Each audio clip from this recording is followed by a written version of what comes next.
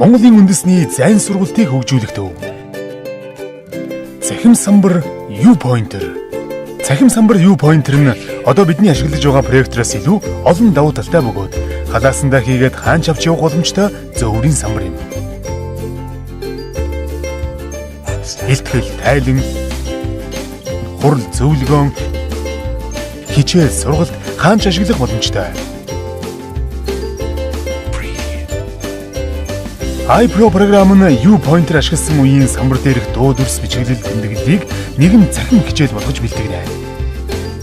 Ингэснээр хичээлийн хоцрогдол арилгаж хаанаас ч хичээлээ үзэх боломжтой юм. U-Pointer нь проектортой хослон ажиллах ба багада 40, томдоо 150 инчээр тусахлаа хатуу ямар ч гадаргуу дээр ухаалаг самбар үүсгэнэ.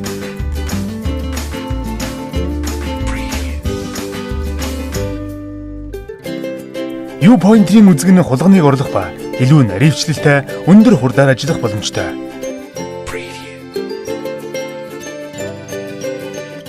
Цахим самбар U-Pointer таны хичээл сургалтыг илүү үр дүнтэй, илүү сонирхолтой болгоно. Цахим самбарыг ашиглахдаа проектор давхар ашиглана.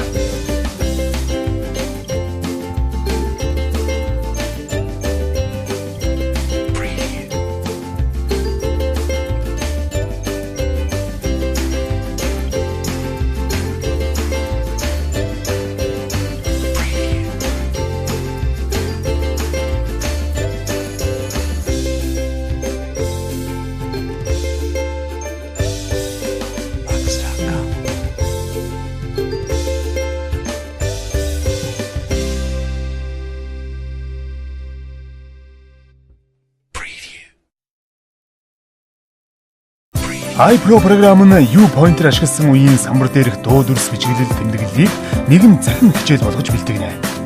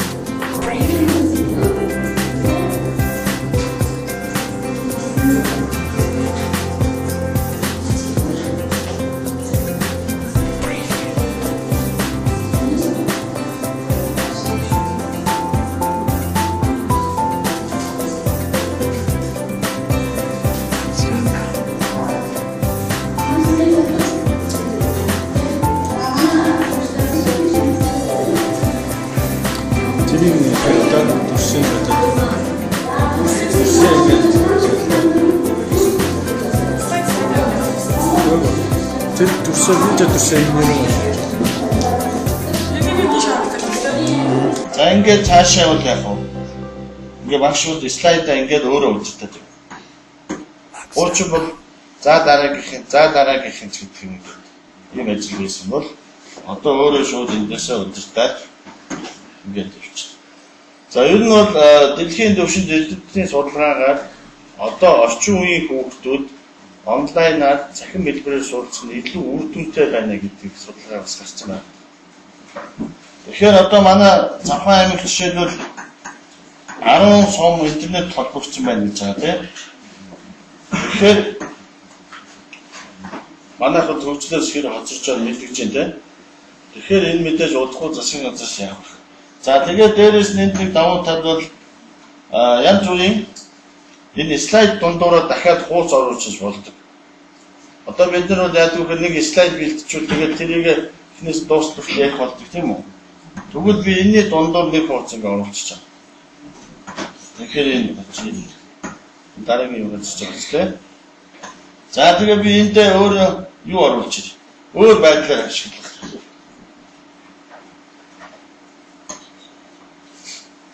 За энэ нөгөө Windows жоохон алдаатай байгаа учраас жоохон гэж удаад байгаа.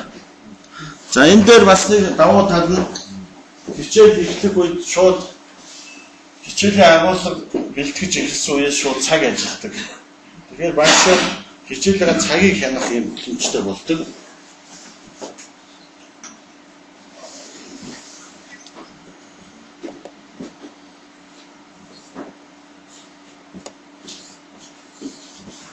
За энэс бид нар юу оруулах вэ?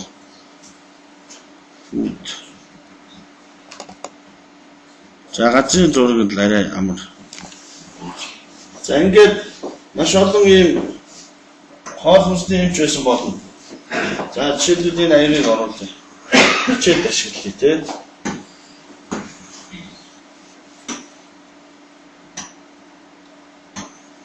За ингээд баш яах вэ?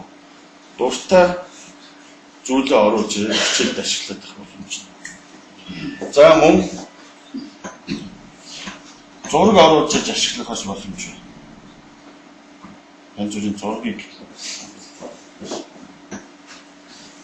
За энийг оруулах. Энийг оруулах. За энэ дэвсгэр бол одоо түрүүний бидний дэлгэцийн бичлэг бол ингээд шууд та нарын компьютер дээр хадгалагдаж байна. Одоо энийг хадгаллаа. За ингээд би та нарт цааш хичээл ороход ерөөсөө 2 шууд контентыг бэлдээд та нарын гардаг өгөх боломжтой болж шүү дээ. Сонирхож байгаа хүмүүс надаас файлаар аваад ингээд зөчих боломжтой.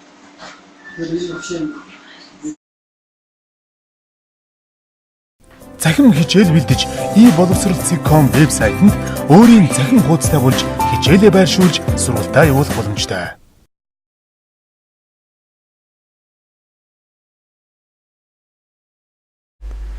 Энгийн боторхой гэж бол ийм хэлбэрийн тоог бол энгийн боторхой гэдэг. Өөрөөр хэлбэл энэ бол математик агуулга нь бол m-ийг n туваахна гэсэн. За хүнд бол m-ийг нь хүрт түрэг нь n-ийг нь бол хуваар гэдэг. За хэрв хуваар нь хүртүүрээсээ их байвал и боторхойг бол тохиолдол энийг бол зөв боторхой гэдэг. Боторхойг зөв. Жишээлбэл бол 8-ны 7. 8 нь бол энэ хуваар нь 8 7-гоосоо их цаг хугацаа ярьж илэрхийлж байгаа тохиолдолд цаг хугацаа ярьж байгаа тохиолдолд яг энэ төвийн үлэг маань хэрэглээ. To the beach and found a place. За тэгэхээр та нар эндээс анзаарч байгаа ч тэгэхээр past simple цагийн одоо бид нар зүгээр хэрэглээг нь ярьж байгаа. Дараа нь яг тухайн үйл ямар дүрмийн дагуу бүтдэг вэ гэдэг талаар ярина. Тэгэхээр түрүү нэгдүгээрт нь санс ингээд төгссөн үйл маань өнгөрсөнд нэг удаа болсон үйлийг хэлнэ гэсэн бол одоо яг өнгөрсөн тухайн үйл хэдэн үйл яг дараалан болсон тохиолдлыг бид нар энэ past simple цагаар хэлэх нь шүү дээ. За 3 дугаар. За сэдв 7. За эрх зүйн харилцааны агуулга. За энэ эрх зүйн харилцааг ямар агуулгаар тодорхойлох юм бэ? За бид дотор нь байсан бүрдэл элементүүдийг авч үзсэн тийм үү? Объект, субъект, за объектыг дотор нь материалыг бус. За гэх мэтээр.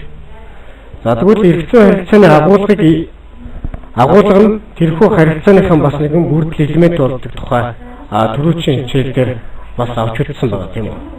За тэгвэл мөн хуульсан факт. За эдгээр нь тухайн харилцаанд ямар үүрэг гүйцэтгэдэг? Яагаад тэнд одоо бүрдэл хэсэгт нь ордог тухай одоо авч үзэх гэж байна.